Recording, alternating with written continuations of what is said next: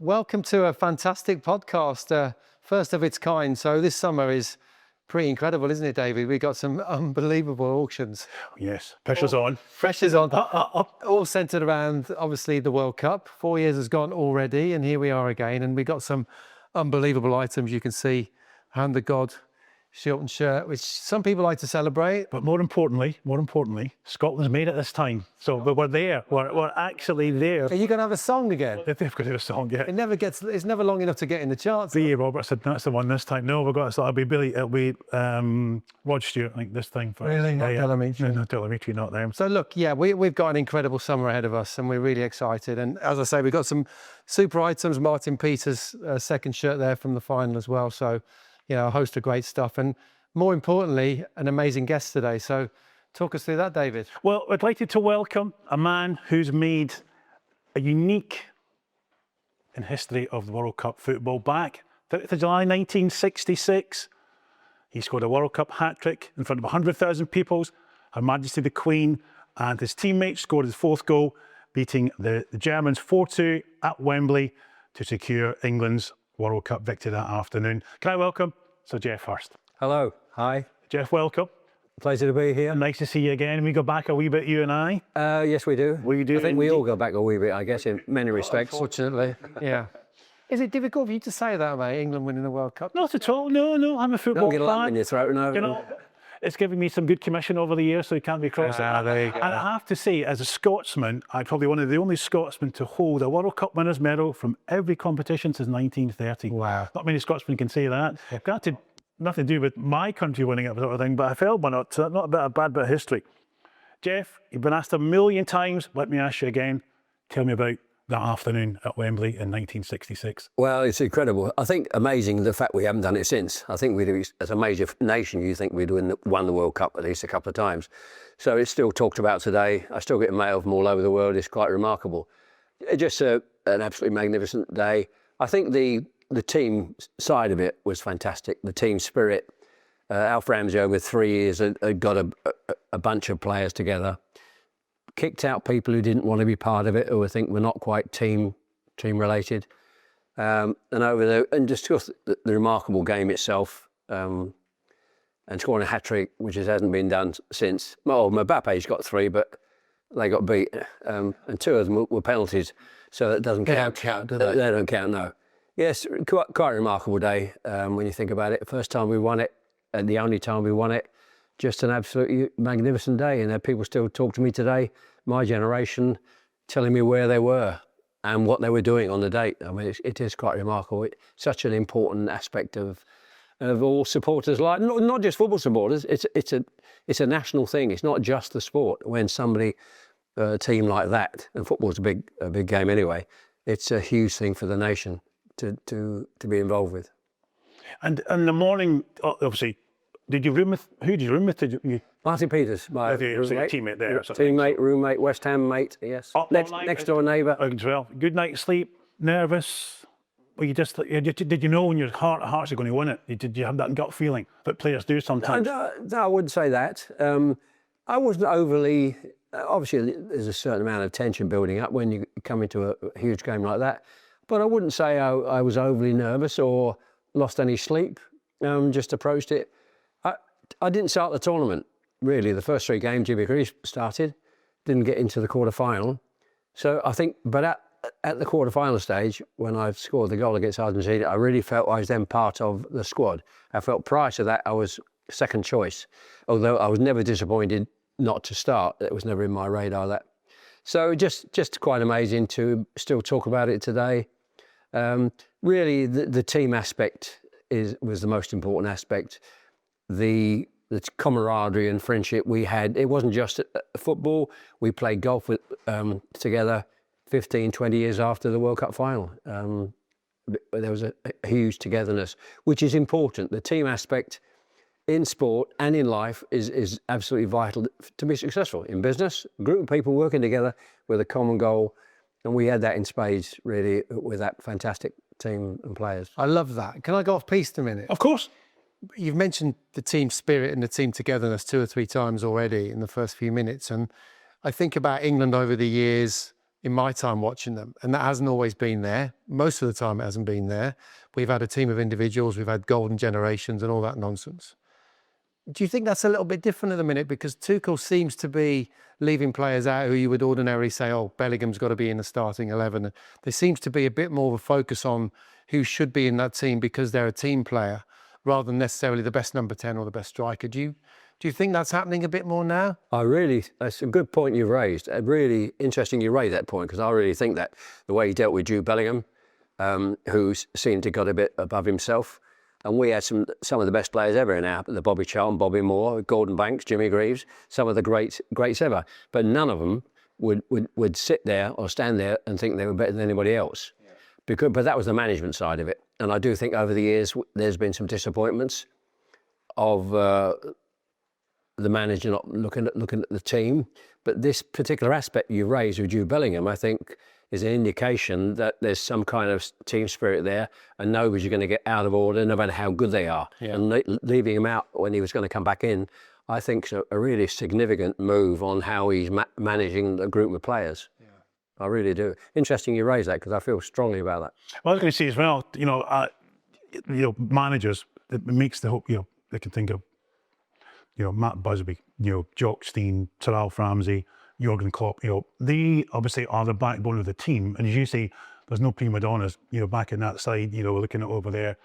Only 11 players, no subs in those days. So you were on the pitch, you're on the pitch still for 90 minutes, right to the very end of it. And he just instills in you, you're my team, you're my guys, you're going to go and do it, sort of thing. So. Absolutely. I think that was, over those 3 years, the way he handled the discipline, we'll go back along, the discipline was much stricter and harsher in those, and doing something, if you did something like maybe coming to dinner late or afternoon tea 5 or 10 minutes would be quite a significant black mark against you. Why is he turning up? Just for something like that in that era. And I think that was something that was very important. Yeah. And going back to obviously 66, so England wear white shirts, you get to the final. All of a sudden you're wearing red. Did you know you're wearing red before the auction, before the final, or were you told on the morning of? No, we knew before. We understood that the Germans were white, we were white. I think it came down to a coin toss or something. Right. And they won it, and of course had their shirts. But what's really great about it, the only time we won it, we wear these famous red shirts. Indeed. That is also absolutely fantastic. When you see a red shirt, had it been a white shirt, you think, well, which year was that? Where the red shirt is so, and I signed hundreds of red shirts today. It's quite remarkable. And I see most of them to be valued most days as well. So it's just astonishing. Well, you guys mentioned you like back. We sold your collection 24 years ago, part of the collection anyway. And of course, at the time, the red number 10, iconic number 10, made a then world record price. And obviously satisfactory as it was at the time. So I said to you today, it was bought by a West Ham fan, bidding from Australia. I was panicking, of course, of the time difference. But yeah, what were your feelings on that world record price for your shirt back in 2002? It was amazing. It did surprise me. I mean, because auctions like that and the stuff that people buy in auction, it was a significant piece of auction material, without a shadow of a doubt. So it didn't surprise me. One or two people said you shouldn't have sold it. You should have waited for 20 odd years. You get a lot more money for it. A funny story about that memorabilia and that shirt particularly. I spoke to my kids around that time, 3 daughters. If I'm no longer on this earth, what sort of things would you like? And I was really referring to the World Cup medal, the World Cup shirt, all the World Cup stuff. And my eldest daughter, God bless her, she said, "Dad, I quite like that settee in the living room." So within 2 to 3 weeks, it had all gone. Okay. I mean, unbelievable. Yes, I said earlier, we're not a celebrity family, and I think that really sums it up. That's great, though, isn't it? It's just I love that. Unbelievable. I love that. Well, I remember Judith had the charm bracelet. Lady Judith had the charm bracelet and had your European Cup Winners' Cup medal, FA Cup Winners' medal, and your World Cup Winners' medal on a charm bracelet wearing about town. I thought, well, how much is that actually worth? I mean, that's some serious bling. I know, it's crazy. And when you remind me of that, it's absolutely unbelievable. 3 finals, one after the other. You know, Wembley, 3 winners. I mean, what an achievement, Craggy. I suppose that was the sort of hat trick of medals for a hat trick goal scorer. There you go. Fantastic. And maybe you remind me of that. FA, first time we'd been at Wembley since it was built about 100 years ago. We win the FA Cup, then the Cup Winners' Cup. Only the second time a club won a European trophy, mainly with English players. And then 3 players representing England from not just 3 players, the captain and both goal scorers. I mean, it's, when you think about it, Crazy. As Hammers fans say, England won the World Cup. West Ham won the World Cup, not England. So to be a bit more sort of sombre, and it's 60 years on, obviously you're the last man standing now. Talk to us about that. How's that make you feel? Well, it makes me very sad when I see it, as I see on a fairly regular basis, pictures of 1 or 2 of us, or together in a photograph, or the group of us, or the team photographs, even the piece over there, Wembley Park, with them looking over there now. It fills me with a great deal of sadness. What we went through, had a great camaraderie, great team spirit. We were together, not just for the final, but for many years later, golf days every year for 15 odd years. So yeah, it makes you feel very sad. Yeah. Well, let's remember the good times and talk a bit more about the final, but let's go way back a little bit further than that. So you were a cricketer at the beginning, and you mentioned to me earlier about your first class game, but was there a moment in time and when cricket was an option for you? And if it was, how did you make that distinction? What made you say, no, I'm going to go with football as a career? It's a good story. I mean, like a lot of kids at the time, I was involved and interested both 50% of the time cricket and 50% football. The issue was that it was very detrimental to the football side because cricket doesn't finish till September. The clubs are training mid-July. So I was coming back in 62, 63. I played for the seconds. I won first class game against Lancashire at Aigburth in Liverpool. I got 0 and 0 not out. How many balls you face? I'm not sure, 1.5. I got no, not many. 2 catches and we won. Then I come back now in sort of late 62, around about September, October now, cricket season finished. I'm back now playing in the reserves of West Ham, missed all the training, not fit. And on a Monday morning, Chapel Heath, our training ground, Ron Greenwood comes over. I think I'm going to get a bit of a volley, because I'm not playing well. I'm in the reserves and not fit. And he said, we're playing Liverpool tonight. I said, yeah, I know that, at Upton Park. He said, and I was a midfield player. Then centre half of school, a midfield player. He said, I want to try you up front against Liverpool. I went, okay. So I played Liverpool. We won 1-0. Tony Scott scored the winner. And from a standing start, in a new position, not fit, that 62-3 season, I scored 14 goals in 27 games. 1 in 2 right in the start. And of course, then cricket was out the window and that was it. And the rest is history. It's quite remarkable, really, when you think. And it was in the spotted. No one all the way through school spotted you as a striker. No. Although I did score a goal. I played for the youth, the record at home about playing for our youth team abroad in Holland in a tournament, and we got to the final. I scored 3 goals amongst all of them. We scored about 13 goals in the whole build-up. But 2 of the goals were in the final. We won 2-0. I got both goals in the final. So and I was very two-footed. My dad taught me to kick with my left foot in the back garden in Chelmsford. And I think that was, funny enough, many years later, I said to Ron, what did you see in me? Why did you, all of a sudden, decide to play me up front? And he said, Geoff, you like getting forward, he said, but you didn't like getting back. Which is a very, very funny answer. I love it.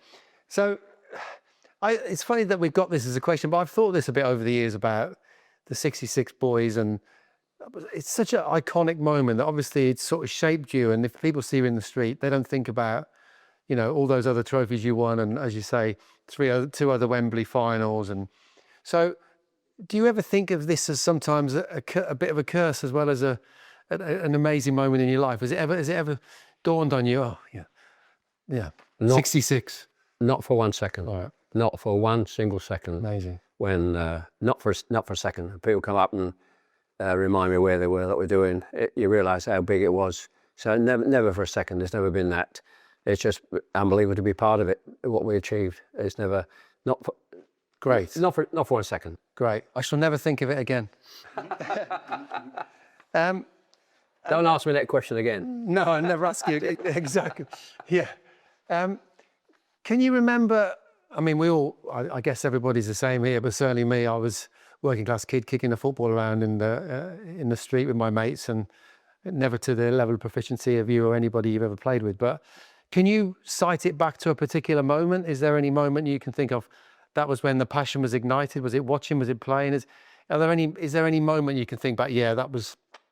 I wouldn't think there's a moment. I think just grew up. My father was a professional player, Oldham and Rochdale, Bristol Rovers, and I didn't support anybody. Just too busy playing in the streets, in the playground, on the parks, and grew up playing that. The thing is, when I was 15, about school leaving age, it was never been my intention to become a professional footballer. I think I want to be a footballer. But what happened was, again, an interesting story. A friend of my father, called Jock Redfern, he wrote to West Ham for a trial, unbeknownst to me and my dad. And they saw, I went for the trial, they saw something in me, and I joined the club straight from school. So was he a youth manager? Had he seen you in the street? No, he was just a neighbour or friend of a dad. Saw something in me. It was never on my radar, thinking that, well... Imagine if he'd never written that letter. Yeah, just astonishing. And then you signed that multi-million-pound contract back in. I mean, well, first, talking about multi-million-pound contracts, my first wage at West Ham was about £7 a week. Yeah. I remember seeing the contract, and then extra time for the winter, and bring your own boots as well. Correct. Yeah. I mean, we laugh a lot. I laugh at everything in the past. Today's wages. I mean, what do you think of that sort of? As a player, if Geoff Hurst was playing today, and getting these guys behind me, played for passion. It wasn't about money. It wasn't about. It was winning the World Cup, playing for England, crossing the white line, 3 o'clock every Saturday, or whoever you're playing for, and playing for the heart. It wasn't about money. It wasn't about any endorsements. Well, it wasn't about money or endorsement, because we look back even at the time in those medieval days, as I often joke, my first wage was £7. When we won the World Cup, then I was in the first team and scoring regularly. We won 2 cups, and Bobby Moore was on £140 a week, about £7 a year. I slightly behind him in terms of development. I was on about £90 a week, and I went to a rise. Moore was on 140. I'm now a World Cup player. In those days, it was a summer and winter money. It was £20 in the winter and £16 in the summer at that period. So I went to see Ron Greenwood and asking for a rise. And he said, well, yeah, Bobby's on £20 and £15. He's on £20 and £18 in the summer. I was on £14 or £15 in the summer. I said, I want the same as him. He's not a better player than me in the summer. It's just ridiculous. So I eventually got the same money as him and went to £7 a year, wow, winning the World Cup. and tell me, I've asked all the old players, it's the deepest, darkest December, you're playing in the middle of nowhere, you're bog snorkeling on the pitch. What's it like trying to play football in those old pitches back in the 60s? It must have been unbelievable. It's something you just got used to. That was fairly normal, and you look at some of the games you played, every pitch after September, October was muddy. I've got some fantastic pictures at home with congratulations to other players and myself hugging each other after a goal had been scored, absolutely caked from head to foot in mud. And West Ham, around about September, October, when the grass had gone, apart from the corner flags, we used to train on Friday morning around the cinder track, and they had a sign on the pitch saying, keep off the grass. It was just... There wasn't any air. There. Somebody sent me a lovely picture the other day which classified how muddy it was. It was Jim Greaves' first game for West Ham at Man City. In those days, we could go to Man City and we could win 5-1. Jimmy got 2, I got 2, and Ronnie Boyce scored the 5th. And I got some lovely pictures of Jimmy and I hugging each other, completely caked in mud. It was, and that you look at that. Say somebody showed me a clip of that, the goals we scored. Absolutely, it was like floodplain. It was just we were diving headers and skidding them out 5 yards on our chest. After Jimmy got a goal, I scored a headed goal, a diving header, which finished up about a 5 year skid. which is wild. These shirts we're selling now from the 60s have all been washed. As indeed, I know. opposed to the ones. Good photo, actually. Yeah, absolutely. You said before about about the neighbour and getting a trot. What would you have done? What was on your radar in terms of, what job you'd have done if you hadn't become a footballer? Did you think about that? Well, not really. I think it's, looking back, look at my grandchildren now, looking at the time they're leaving school or what they're doing, it is quite a difficult time for kids to transition from school to a working environment. So that was I never thought much about it really, or I never considered what I was going to do at all. Not for a second. I want to do this, I want to do that, I want to be a player, I want to be a whatever. So not at all. That's a good job about that letter then, isn't it? It is, yes. But it's amazing. My story really is quite amazing in many respects because those coincidences. Yeah. Jimmy Greaves getting injured. I mean, Jimmy was described as a genius by a Spurs fan, an unbelievable player. And there's no way had he not been injured against the French, would I have started at the quarter-final. And that was very sad for Jimmy, one of our greats not being around for the final. But that was purely luck. But I was in a good frame of mind. I didn't start, no subs in those days. I didn't start the tournament, sat on the bench against Uruguay. But I was happy. I never thought I'd play for England, that's another thing. It was never on my radar. People talk about possibly playing for England these days. That was never on my radar. I sat on the bench, but I was as happy and as comfortable to be part of a 22-man squad that's hosting a World Cup. And I was in the right frame of mind when my turn came. And this happens in life, where things don't go for them and they're losing discipline. We've seen them in all walks of life. But that was never the case for me. I was just happy to be on the bench. And of course, my chance came and I was ready, and of course I took it. Yeah. Didn't you have Sort of. We'll talk about some of the other players now. In the changing room back then, who would be the sort of lively one? Who are the pranksters? Who are the guys keeping it all moving outside of the game? I think, first of all, I'd say that the players that Alf had got together over those 3 were all very tough, straightforward characters. In terms of, I think Borley was probably a bit of a comic, really, very much so. Bobby Charlton, very quiet. Martin Peters, very quiet. Big Jack was a real character, of course, at the Ireland job and after dinner speaking. Nobby was a real character. I wouldn't say there's any Ray. I mean, Ray Wilson was a fantastic character and one of the best left backs we've ever had. But all strong. But I wouldn't say anybody sticks out. Borley probably he was a bit of a joker, probably above everybody else. So if there was if you're all around the 66 crowd on a WhatsApp group these days or whatever, social media, who would be sending all the stupid, chaotic texts? Would that be Borley? It would be Borley, yes, Borley. Yes, absolutely Borley above everybody else. Yeah. And talking about obviously the photograph there behind us, I should reference that there's a photograph, a painting on the left-hand side here of the. It's a piece of graffiti. Art of a famous moment after the final. So Bobby's on the shoulders of the team with their cup. So I think that's what we're referencing here. But talking about the squad, so obviously there's 22 players. So obviously only living and play. There's no subs as we mentioned back in those days. You get your chance, obviously, with Jimmy being injured. Any sort of ill will with the other team squad players that never got on, sort of thing. So they all part of, because obviously he didn't get a medal. He didn't, not till much later on, of course. But after the final, the Royal Garden Hotel, I think you're celebrating there. Yeah.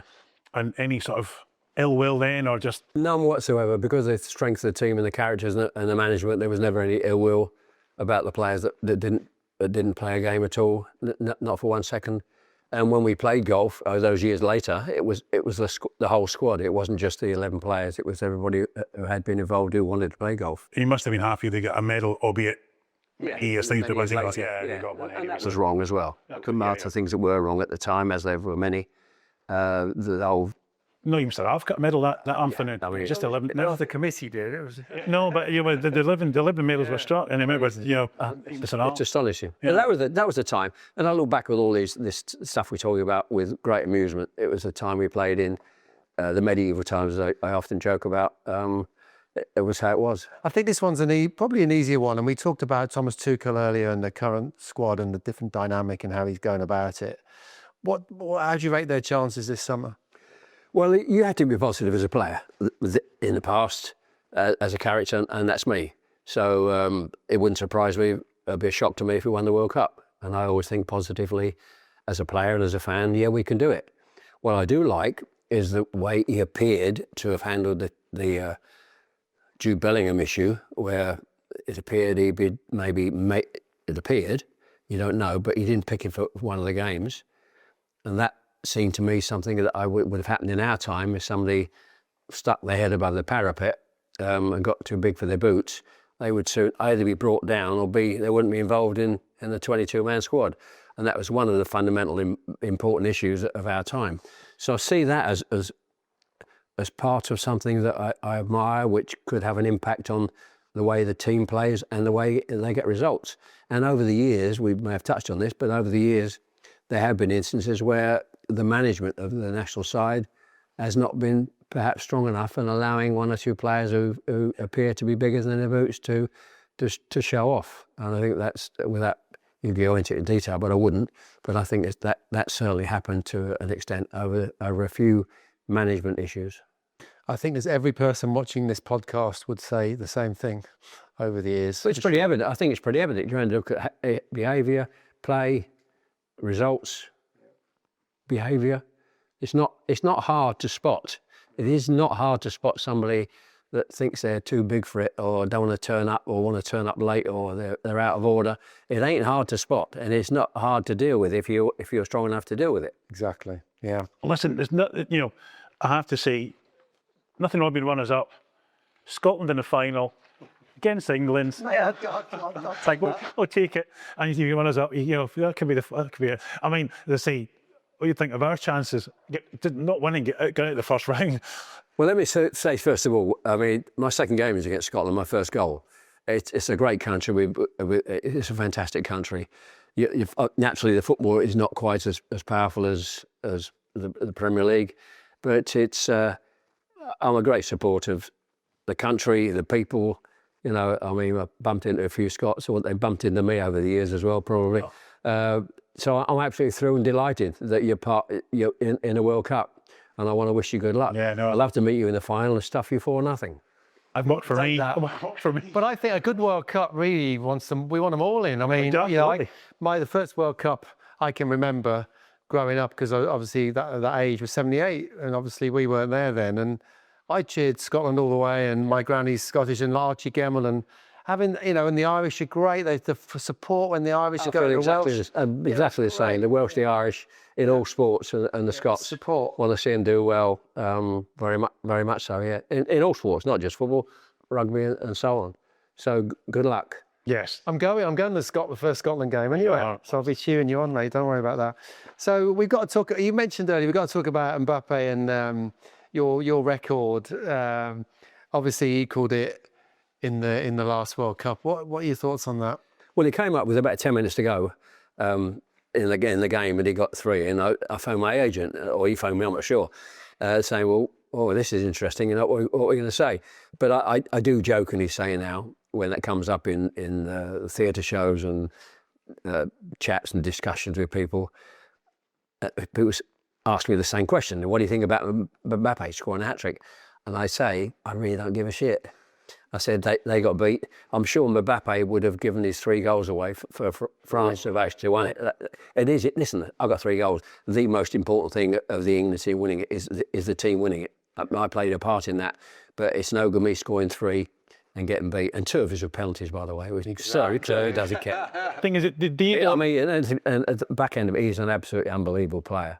Absolutely a fantastic player. His hat-trick doesn't have your backdrop, Wilson home. We chatted earlier on today. The chap we mentioned obviously is the famous photograph of you scoring the 4th goal, and the score's 3-2, and someone saying to you, "Hang on a minute, it's only 3-2." Oh, you remember that story? Yeah. It's like the famous iconic picture of me scoring the goal. Unbelievable where the camera was, and the ball's still in the picture on its way into the net, and the score says 3-2. I bumped into somebody a few weeks ago. He said the score is 3-2. I thought the score was 4-2. I actually swore, but I'm not going to swear. And I said, "Are you stupid? That's the ball on the way going into the net for the 4th." I mean, that's hilarious. That is hilarious. We've got to talk about VAR. I'm sorry. I mean, you can't have a football discussion these days without VAR. don't apologise for that. I've got some good responses on this. Yeah, yeah. Okay. So, what do you think of it? And in relation to your famous goal and the goal line technology and whatnot. Have we had VAR? It would show quite clearly and concisely that my ball was well over the line. Let's get that straight to start with. I think what happened many years ago, not my goal, but there was a goal when England played Germany, I think, and I think was it Frank Lampard scored that goal. God, yeah. I was at the game on the touchline the other side. The linesman's the other side, just closer to the incident. The ball bounced halfway between the goal line and the back of the net. You've never seen, and I think perhaps from that, and we finished up losing the game as well. Maybe from that instance, not my time, they started to bring in VAR. I think one of the most important things with VAR, it doesn't interrupt the game. And I think the goal line technology is terrific. Yeah. Because in or out, the ref looks at his watch, in or out, bang, done. What we see now, when there's a foul or an offside, and they can't make their minds up, they go off the pitch for about 10 minutes. So the fans can't celebrate, the players can't celebrate. They're making as many, if not more, mistakes now with this so-called technology. I think it is absolutely, I'm not going to swear, awful. Yeah. I mean, awful. It does not do the game any favours at all. Yeah. His shoelace was offside, his elbow was offside. Yeah. And you got to wait and go off. I just think that's nonsense. Yeah. Again, I think there'll be many fans watching that. I would totally agree with you. Well, when I talk to a group of people in my speeches and stuff, 95% of them will say, yeah, they all agree with it. It is something that the general public, the fans, the important fans, just hate. Yeah. And you've got to consider when you put something on, is the audience, the fans, what's good for them, and this is not good. Yeah. No, I totally agree. Totally agree. And I've been at games. We've all been at games. I was waiting to see what's happening before we can jump up and down. I mean, I know. It's the beauty about it. It's a goal. People celebrate. Fantastic. Taken out of the game is just sensational. It's stupid. Yeah. We're talking about advances. So you get the message. I got the message. Yeah, just about. And talking about the modern game and current players, there's definitely a dearth of number 9s these days. I mean, it isn't the same as it was before. You've got false 9s and, people dropping in and swapping places and going deep and all that sort of thing. Is there a striker around at the moment that you would say, yeah, he's my kind of striker? He's a bit like I was. So anybody like you that's currently in the game? I wouldn't say necessarily currently in the game. I've been asked this question over the years. Personally, I would think nobody's exactly the same. You've only got to tell by a guy walks or runs that you can tell immediately who he is. Forget the face. You can tell immediately. But the person probably I would say maybe the closest to me over the years would be Alan Shearer. I would think same kind of style and gait and head good in the air, good strong feet. I wouldn't pick anybody out locally. Or currently that I would say is close to me, but we're all different in many. That's the beauty of the game, human nature. We're all different in our, and noticeably different when people watch them walk, talk, speak, act. You can tell immediately that's so and so. That's so and so. Yeah, well, I'm sure he'd be delighted to hear that. And he, like you, he didn't mess around with finishing either. He wanted to make sure he hit the net properly. He did. Yes, proper Roy the Rovers. Something I never asked you, I don't think you asked you before, but obviously you're one of very few footballers who were knighted. Obviously, Her Majesty Queen Elizabeth no longer with us. What was it like? That I think I would ask you about that. Being knighted by the Queen that many years ago. It was a surprise. The process is they call you up and say we are considering now knighting you.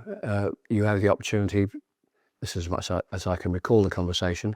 The opportunity to refuse it or words to that effect. If you accept what we're going to do, nothing will happen now, but in about a month's time, then it will be all confirmed and agreed, and somebody will call you, the press will know, there will be answered the press and so on. But I was quite surprised, and naturally, it was something I'd never dreamed about, and thought initially it was a wind-up. So when the call came a month later to say it absolutely concrete, I was downstairs, my wife was upstairs, and I ran upstairs shouting, it's true, it's true. And I think at that stage I had very little clothes on. So it was quite a shock, and it's a great thing, and it does pose an interesting question how people approach you. They say, do I call you Geoff or Sir Geoff or? And my stock answer, which I said, no, I said, you can call me Geoff. Only my children call me Sir Geoff. I like that. I like that. Fantastic. Look, I mean, the 1960, regardless of when, rather than if we ever win it again, the 66 will always be talked about. It's an iconic moment in British history. History, as you say, it isn't just a football match. It defined an era. Those pictures, the first colour TV pictures and all that sort of stuff. Whether the match, of course, wasn't in colour, was it? Exactly. Years later, they transferred it. When future generations talk of this, how would, if you had one thing to say about it, how would you want them to remember this momentous occasion? What would you want them to think about when they think of the 1966 final? What a tremendous group of players we had, which was Alf Ramsey, and how he got people out who didn't want to be part of it. A tremendous group of players who I just loved to death, every single one of them, which is unusual, really. A group of 22 people and certainly 11 players, you'd think, well, there's somebody I didn't quite get on with, and there's not one single person that are just an unbelievable group of individual players who, forget whether we won it or not, just fantastic people who I spent a long, long time with over the many years, not during the World Cups, of course, but 5 or 6 years later, still playing, and then many, many, many years later, enjoying a game of golf. Fantastic group of players, and it's to talk about it. It makes you feel very sad looking at them now and talking about them. Just astonishing, really astonishing. But I think from an auction house point of view, I mean, we're having this big auction coming up. I mean, the memorabilia is still sought after. I mean, obviously 11 players played the game. The memories are there, but they want to own parts of the shirt, making a world record price back in 2021. Martin Spare behind us there. So, the market is still as strong, and everyone remembers. I mean, they really do. I mean, it's what an afternoon on home soil. It's quite remarkable. I mean, I went to an auction. It wasn't just an auction, it was a function in London. 1,000 people in one of the big hotels, mainly raising money for charity, and there's some seriously, seriously wealthy people in the room. I was last up, and what they did, they had about 22 Red England shirts, and it was a stand-up, sit-down auction, if you remember that. So the 22, it started off about 200 or 300 quid. If you can't afford £300, sit down. Nobody moved. Can't afford £500, 1,000 still stood up. Wow. What? It finished up, 12 people bought the shirts for £750 each. Wow, amazing. Unbelievable. I mean, I was there, I just signed them afterwards, just unbelievable. 20 odd people, £750. That is the way that this nation thinks about that game and that day. Yeah. And that's a typical example, isn't it? Yeah. These years later. Without a doubt. I mean, unbelievable. I said I was born in 1970, so I can remember 1986 World Cup, which was infamous for other reasons, the hand of God and everything. But it must have been a pull-out from the Daily Mirror or the Sun or whatever it was back in the day. But it was a double-page spread. It was all of you guys. It was just the 11. And every World Cup, I always played it on BBC Two in black and white, the game. And I've watched that game through so many times. Now, I can't imagine now kids growing up watching, even when or if we win it, even the Euro finals 8 years ago, the last two finals, them watching those games, because there's something very different about what you all did. And I do think you defined an era. So, to have you here today telling us about this, and, I'm very grateful for it, Geoff. It's been absolutely incredible. And sitting me opposite this fantastic picture of the lads and doing this interview, it brings home to me how unbelievable. Well, I think we've taken up off your time, Geoff. Thank you very much. And just before we go and wrap up the podcast, just to say that, as you mentioned before, obviously we're having the auction, 1966 memorabilia. Geoff has thrown some lots into that auction, and I'd like to say there's some very nice artwork and a very rare print as well in there that will come to the auction. So Geoff's selling about 20 or 30 lots in the 2nd of June auction. So I should say thank you, Geoff, for joining Tim and I enjoyed it today. This podcast this afternoon. And look out for the auctions happening all in May and June and Bud's World Cup Summer.